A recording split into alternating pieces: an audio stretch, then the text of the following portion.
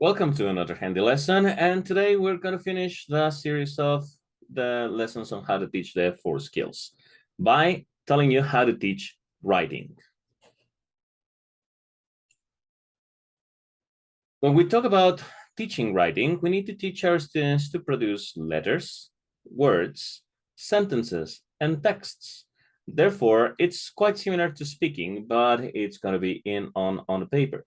Remember that speaking is a language acquisition skill, and writing is a language learning skills, although both of them are productive skills or active skills. Okay, so we need to teach our students to produce meaning and context, but in the written form. When we talk about writing, we have sub-skills. There are 2 main sub-skills, accuracy and communicating a message.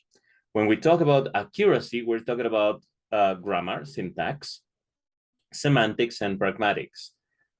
Using the correct language according to the type of text that they are writing, either whether it's an essay or a story or an email or whatever kind of text, an academic paper, maybe whatever text that we are having our students to write, we need to be able to teach them how to use the proper language with accuracy. Again, syntactically, semantically, and pragmatically. Okay, that's the first sub-skill. The second sub-skill is communicating a message. Communicating a message goes more for the semantics part and having the students to use the proper vocabulary in the formal or informal way according to the register of the text they are writing. Okay, we could also say that if we follow the 2 strategies on teaching skills, top down and bottom up will be focused for accuracy and top down will be focusing on communicating a message. But when we teach writing, we need to convey both sub-skills. Then, when we teach them how to write, we need to follow a series of steps. First, brainstorming, making notes.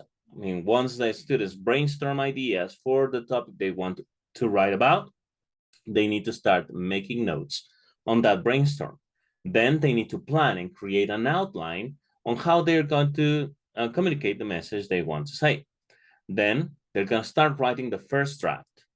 They will read it and edit it, correcting mistakes, correcting and improving, okay? Then they will produce another draft, and in that one, after producing it, they will proofread, which means just looking for spelling mistakes or punctuation mistakes. Finally, once they've done that, they will write the final version. It is important that you remember the steps for practicing writing. In the CENEVAL exam, you will most likely be asked on these steps. There is a possibility that not all of the steps are included in the multiple choice or in the correct answer. So you just need to remember the order. For example, let's say that the correct option of answer says brainstorming, planning, writing a draft, and making notes does not appear in any of the possible choices for answering. Then you just follow the one that goes from brainstorming to planning and writing a draft and so on. Just follow the order no matter which steps are involved or not. So that will be teaching writing. I will encourage you to read your PDF to check the different strategies to teach writing. But there's one last thing I would like to say, which is a methodology that is called ESA, which stands for Engage, Study, Activate. And it was a methodology to teach writing created by Jeremy Harmer.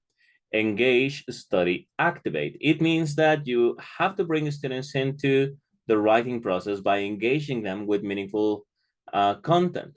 If your students are teenagers, then you ask them to write about something they like, music, social media, and so on. But if your students are business people, then you ask them to write something about that's meaningful to them, right? Such as finance, maybe job interviews, and so on.